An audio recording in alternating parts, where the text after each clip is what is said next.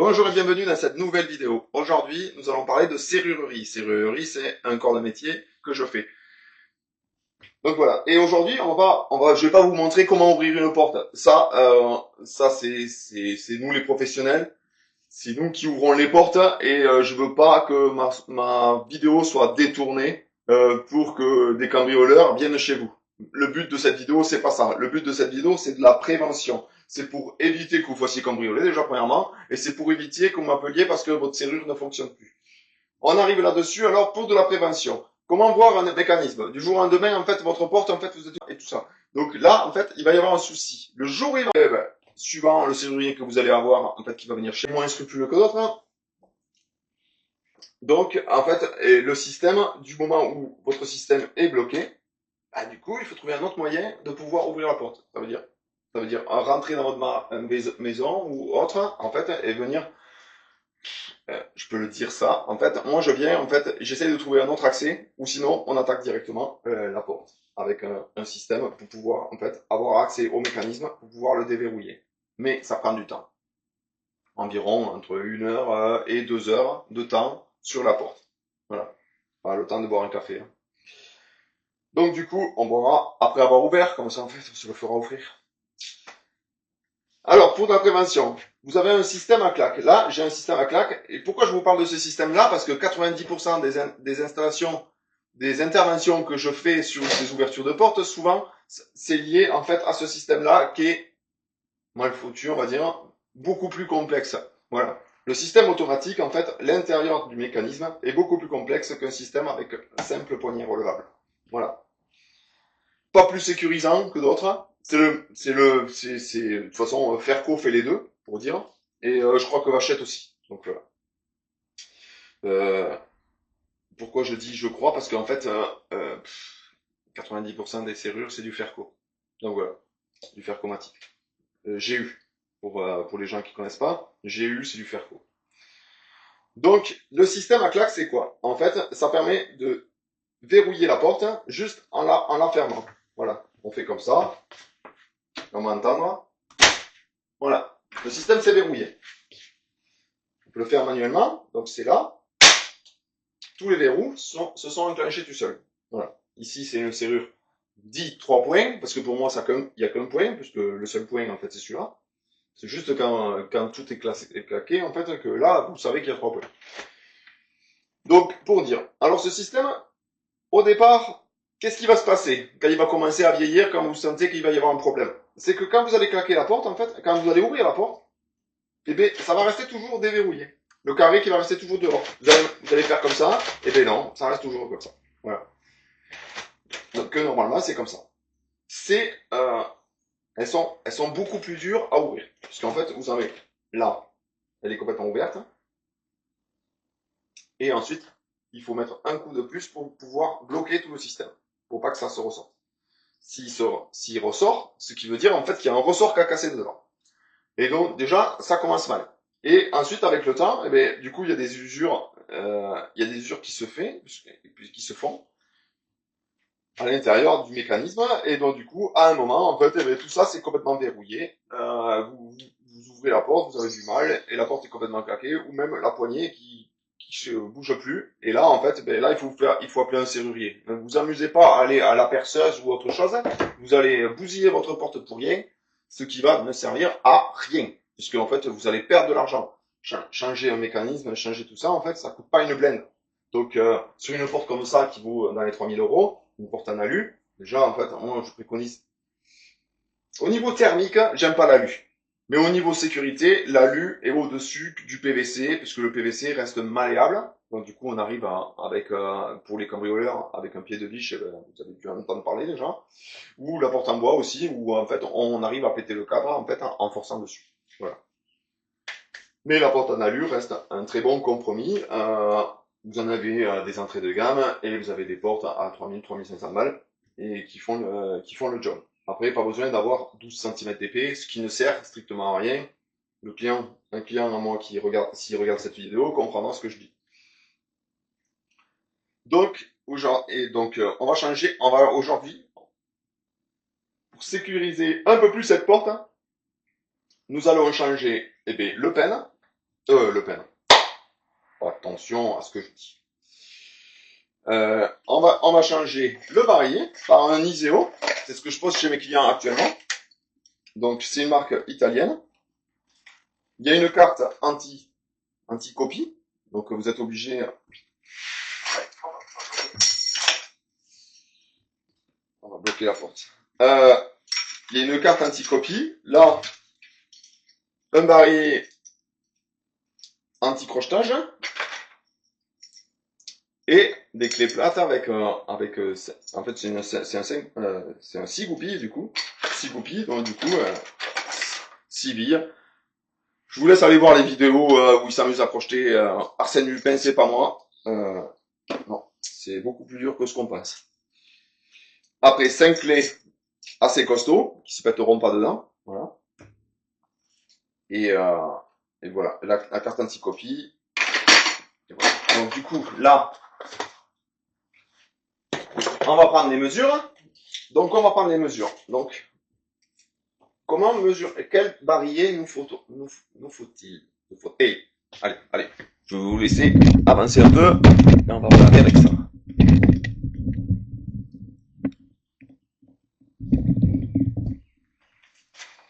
Donc, on prend l'axe où il y a la vis. Là, je regarde. Donc, je suis au bord de la porte. On prend l'axe où il y a la vis. Là, je regarde. Donc, je suis au bord de la porte.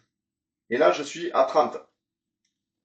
Donc, 30, en fait, c'est au bord de la porte. Donc, on va devoir avoir le débord de la poignée. Mais pas forcé. C'est pas forcé d'avoir ça. Pour dire, en fait, c'est beaucoup plus compliqué d'ouvrir une porte où le barillet est un peu à l'intérieur, en sachant que là, avec les Iseo, en fait, on a un débord de quasiment, une fois qu'on a rentré le barillet, d'un centimètre et demi à l'extérieur. Donc, si je voulais, en fait, je pourrais ici mettre un barillet de 30. C'est pas très joli, mais c'est faisable. Donc, on va rajouter 1 centimètre de plus pour avoir ce débord de la poignée.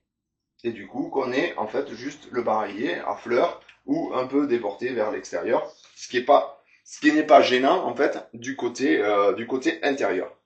Par contre, du côté extérieur, où là, en fait, le cambrioleur va vouloir venir crocheter ou casser le cylindre ou n'importe, là, en fait, là, c'est bien d'avoir un barillet qui est à fleur ou un demi-centimètre. Là, sur une poignée comme la mienne, on sait que, en fait, on a les vis sont du côté intérieur. Donc, c'est traversant. Donc, faites gaffe à ça aussi. Les poignées, quand vous avez les poignées d'intérieur, extérieur, les poignées comme ça, là, en fait, où on peut visser des deux côtés, comme on dirait mon ami Perkov, c'est de la merde. Voilà, tout simplement. Donc, à ce moment-là, on va plutôt changer un système de poignée, ça vaut 25 balles à peu près. Une belle poignée comme ça vaut 25 balles. Donc, 25 balles, prix artisan. Donc après, voilà, c'est... Je vous mettrai pas un lien celle-là, parce que je vais vous en proposer une nouvelle. Donc là, on va reprendre du barillet. Donc en bord de porte, on est à 40. Plus la poignée, donc ça fait du 50. Donc ici, on a un 40-50, si vous avez bien suivi. On avait 30 du bord de la porte jusqu'au la vis, 30. Donc je prends 1 cm de plus, je suis à 40. Et là, en fait, pareil de la vis, je suis à 40 du bord de la porte. Et donc du coup, je prends 50 pour la poignée pour que mon barillet soit esthétique et en bord. Mais pas que. Parce qu'aujourd'hui, là, je vais vous proposer un produit. J'ai pas grand chose à vendre, hein. Moi je suis pas fabricant, donc j'ai pas grand chose à vendre. Ici, je vais vous proposer un produit. Voilà. Bon, dit sec. Mais Héraclès le fait, Bricard le fait. Voilà. Moi, c'est mon fournisseur quincaillerie anglaise qui aujourd'hui a des très bons prix sur un produit de très bonne qualité. Ça reste de la ferraille. Allez-y le péter. Je pense que là, on va se casser les dents. Je pense que là, si j'arrive chez vous, comme vous dites, votre porte est bloquée, et vous avez ce style de poignée, je pense que je suis mal. Mais je vous le propose quand même. Voilà. C'est pas grave. Allez. Donc, qu'est-ce qu'il a, cette poignée de spécifique? Déjà, de l'autre côté, vous n'avez pas de vis. Côté extérieur, côté intérieur, donc déjà, en fait, vous avez des vis déjà dignes de ce nom, avec une rallonge, déjà, tout le kit complet. Et côté intérieur, elle est un peu plus fine, mais c'est pas trop grave, et vous avez une plaque pour pouvoir visser, en fait, à travers votre porte. Voilà. Tout simplement. Beaucoup d'anthrax de trous, donc vous n'êtes pas obligé de repercer complètement votre porte pour pouvoir retrouver la bonne vis. Donc du coup l'anthrax est déjà fait pour ça. Ensuite, si vous avez un barillet qui est, on va dire, 45, 50, qui est un peu plus en débord, eh bien ça va jouer. En fait, vous pouvez détailler, regardez. Voilà, il déborde. Là, normalement, il est à fleur. Ça, c'est le top. Anti-effraction, ça, c'est le top. C'est comme ça qu'on devrait vous le mettre, vous l'installer. Mais, en fait, on peut encore jouer. Si vous voulez pas changer vos clés ou autre, en fait, si vous en avez un qui dépasse un peu plus, eh bien, on sera bon. Voilà. Donc, ça permettra au barillet de venir vraiment s'y loger. Et ensuite, on pourra pousser.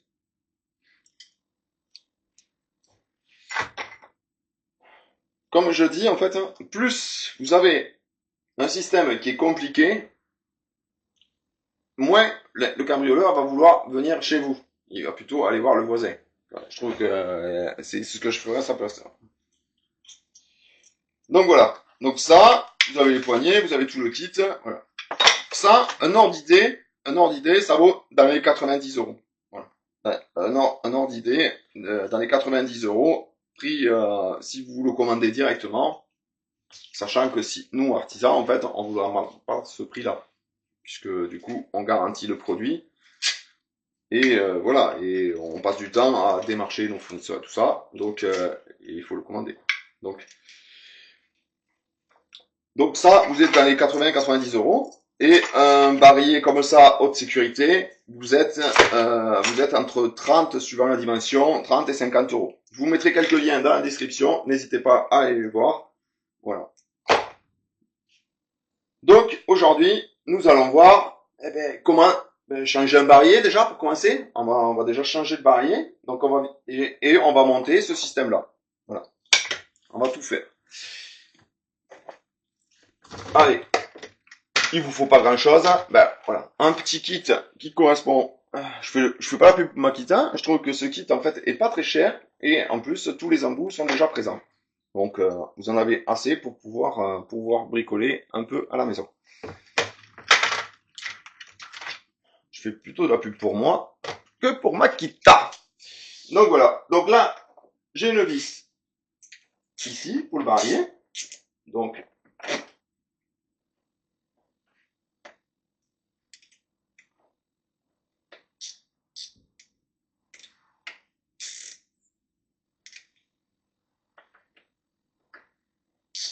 et bien voilà. Normalement, maintenant c'est plutôt des vis cruciformes. Vous voyez. Là, il y avait encore une vis à tête plate. Ça aussi. Petite parenthèse. J'en fais beaucoup dans les vidéos. Petite parenthèse. Petite parenthèse, en fait, j'ai perdu ce que je voulais dire. Je garde souvent la vis. Parce que du coup, elle a été recoupée. Donc si j'ai pas la bonne vis, je risque d'aller buter, en fait, au fond au fond. Donc voilà.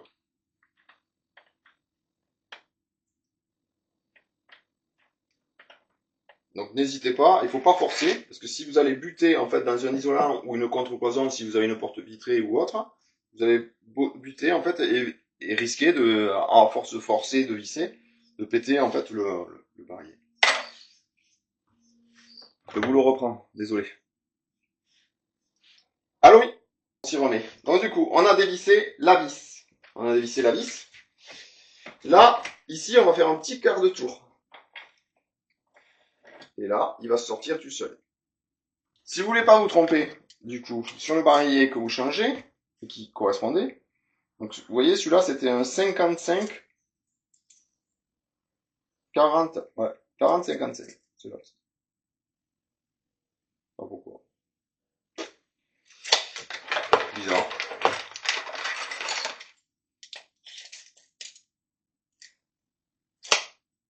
Ouais. 40, 55. S'il veut. Ouais. C'est pas grave. On le change de toute façon. Maintenant, on va démonter la poignée.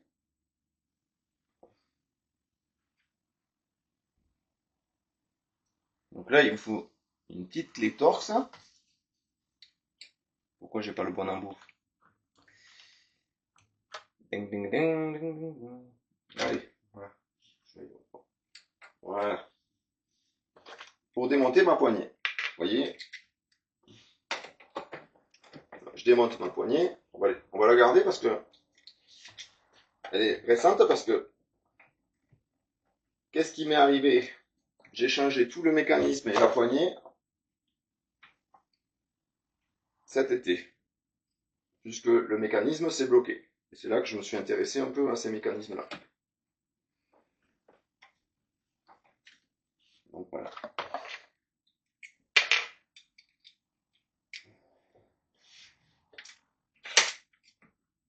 Donc là, on va enlever le cache.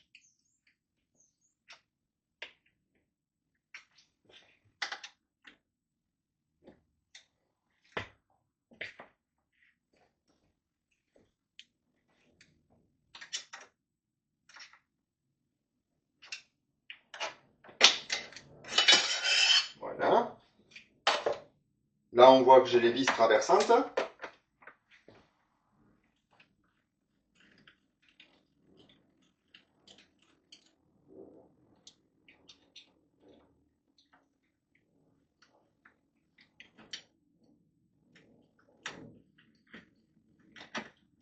Donc je dévisse.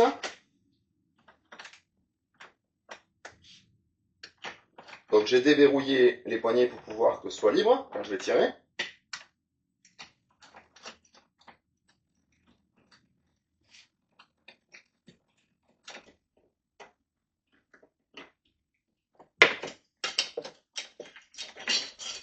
Allez, une.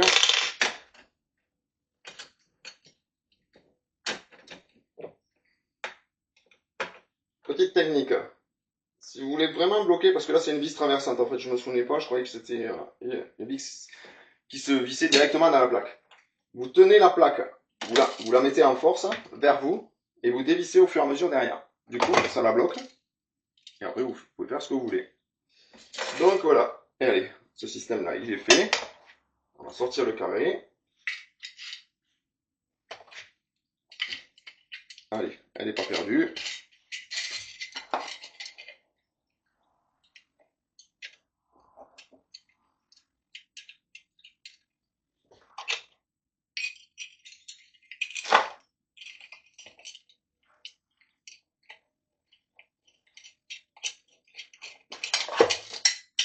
Voilà, donc ça c'est bon.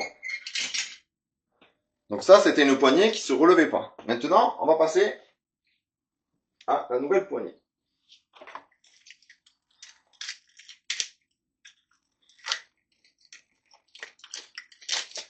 Donc là, c'est ça, c'est le côté intérieur.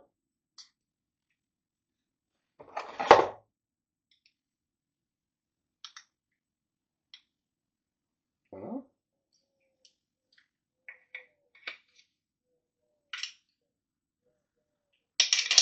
Oh, Marcel.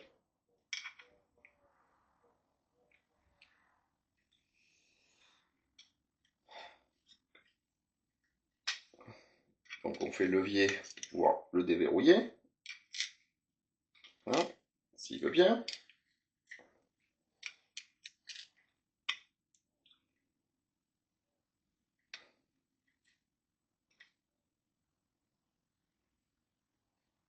Voilà.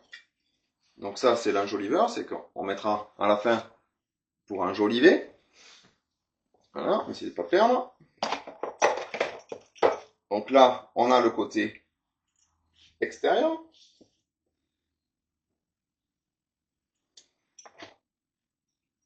Et là, on a les vis. Avec des rallonges et tout le train-train qui va avec.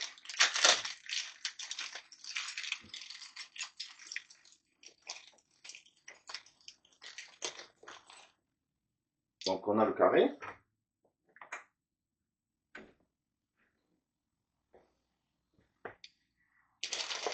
Et là, vous avez deux rallonges. Que vous allez avoir les vis.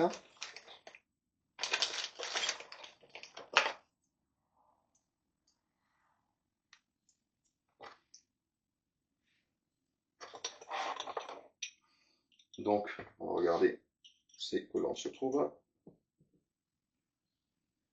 Je suis pas mauvais, hein, du premier coup. Bizarre.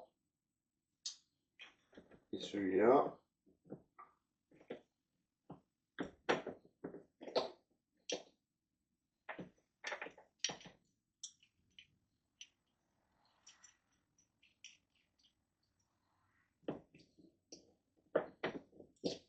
Voilà.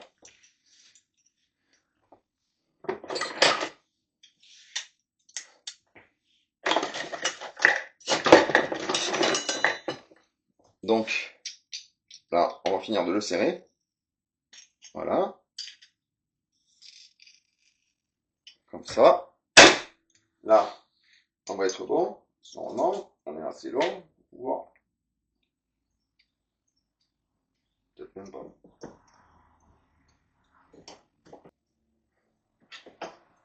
Eh oui. Parce que c'est prévu pour des portes en 40 par 40. Allez, bravo Nico. Bon, ben il vous livre celle-là. Donc cette marque-là. Avec des vis trop courtes pour... Je pensais que c'était des multiples rallonges, mais non. Pourquoi faire appel à un professionnel? Parce que le professionnel se démerdera, que vous, il va falloir que vous vous démerdiez. Voilà tout simplement. Allez, je vais chercher ce qu'il me faut et je reviens. Donc du coup, là, je suis revenu avec... bon, j'ai un petit problème de son, je suis désolé. Donc là, en fait, je suis revenu chez mon fournisseur, j'ai trouvé des rallonges. Donc, des rallonges, là, je vous les montre. Voilà, des rallonges pour les vis.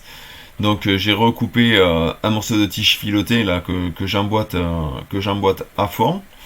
Et j'ai gardé une réservation d'1 cm pour mettre ma rallonge de vis.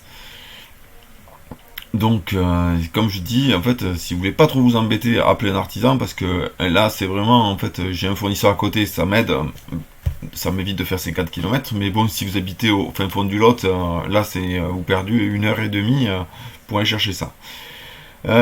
Donc voilà, et comme je dis, en fait, bon, c'est pas vos emmerdes, c'est celle de l'artisan. Donc, de toute façon, le prix a été défini à l'avance quand vous prenez un artisan. Donc là, vous voyez. Donc là, je revisse. Donc là, c'est nickel. J'emboîte tout ça dans la porte. Hop. Et la plaque de l'autre côté. Donc là, il a fallu que je recoupe les vis puisque du coup, elles sont pas prévues pour au niveau de la rallonge. Donc j'ai recoupé les vis aussi pour que ça s'emboîte parfaitement.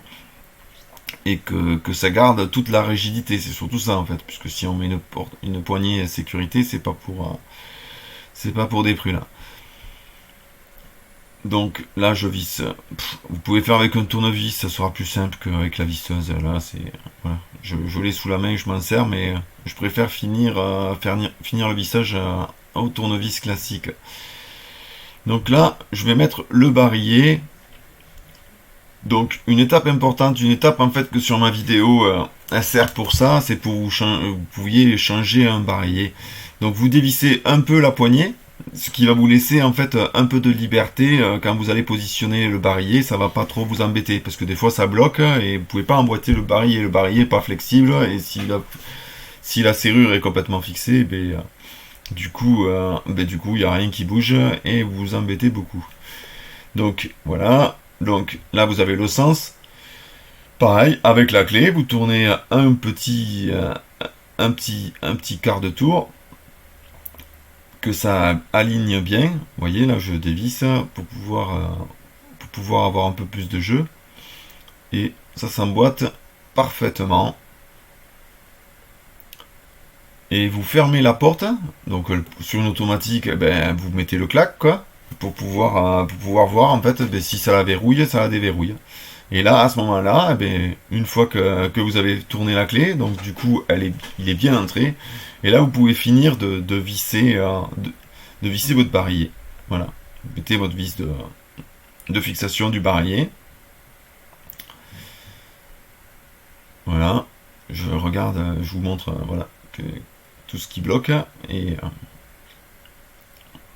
donc là, je fais la visseuse, mais je vous dis en fait, la visseuse sur les vis cruciformes. Du coup, des fois, en fait, ça permet, ça vous fait foirer la vis, donc c'est pas une bonne chose. Donc là, c'est voilà, on a quasiment fini sur cette étape.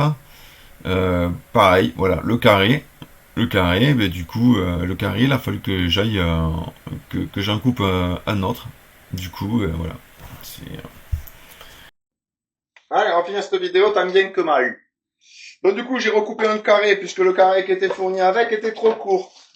Maintenant, c'est la mode ça. Dans les poignées, maintenant, tout est trop court. En fait, c'est pas fait pour être retaillé. C'est fait pour avoir des portes en 30-30 ou... Ouais, 30-30 en fait, tout simplement. Donc du coup, on a déjà modifié par rapport en fait à la visserie. Maintenant, en fait, j'ai coupé un carré. C'est pour ça que je vous dis, faites appel à un pro, ça vous coûtera moins cher. Donc voilà, un carré que moi j'ai au mètre. Donc là, on l'enclenche. Je l'ai redécoupé pour l'avoir à la bonne taille. Là, je le fais glisser. J'ai mis ma bague téflonnée. Hop, une bague en plastique pour éviter que ça raye et que ça tienne mieux et que ça tourne mieux. Donc là, je mets ma deuxième poignée. Maintenant, je vais pouvoir visser pour vraiment serrer ma poignée. Sauf que là, j'aurai pas les encoches pour éviter que la poignée se barre. Mais bon, c'est pas grave. Si vous serrez bien, vraiment, vous n'avez pas de soucis. En plus, je l'ai emboîtée à fond. Donc, elle va pas vous laisser rester dans les mains. Allez, donc on visse ça.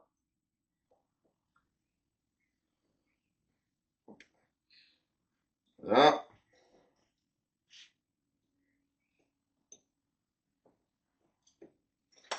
Je vais virer ma clé. Hop.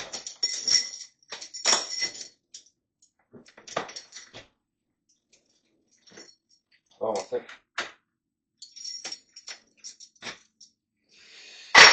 dans le bon sens, c'est mieux. Là, on finit de serrer. Maintenant que j'ai tout mis. Tac. Tac.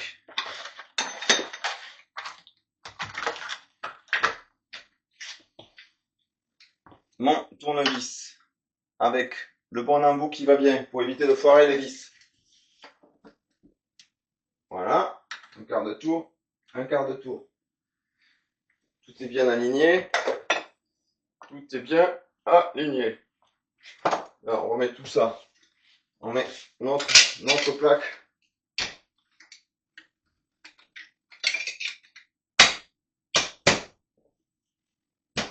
Voilà. Hop. Je rends la caméra parce qu'il n'y a presque plus de batterie. Là, on est bon.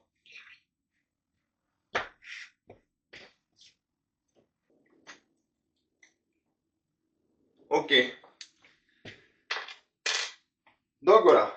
Ah, hop.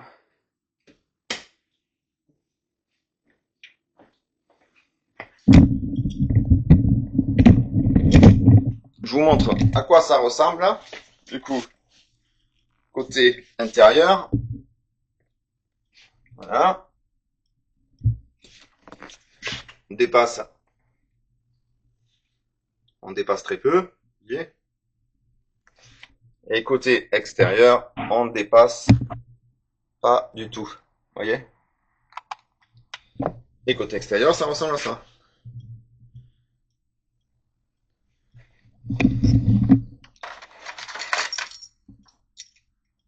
Voilà. Donc du coup, vous mettez votre clé comme ça. Voilà. Voilà. Tout simplement. Tout simplement.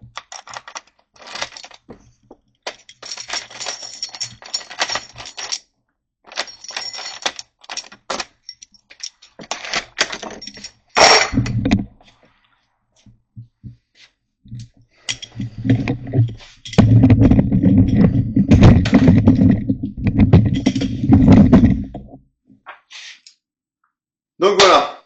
Donc, si vous voulez pas trop vous embêter, vous appelez un artisan, changez un barillet, changez une poignée haute sécurité. Vous avez une poignée et une serrure haute sécurité. Donc, si vous voulez vous amuser à le faire vous-même, je mettrai les liens dans la description comme je vous ai dit. Mais bon, si vous voulez pas trop vous embêter, en fait, pour une prestation dans les 150 € dans le Tarn-et-Garonne, n'hésitez pas à m'appeler. Dans les 150 € pour une installation, en fait, comptez une cinquantaine d'euros suivant le appareil choisi. En fait, et pour une poignée, en fait, vous êtes entre 80 et 100 €. Voilà. Donc, et là, vous êtes parti sur quelque chose quand même qui tient la route. Donc, je vous remercie beaucoup d'avoir suivi cette vidéo et je vous dis à très bientôt.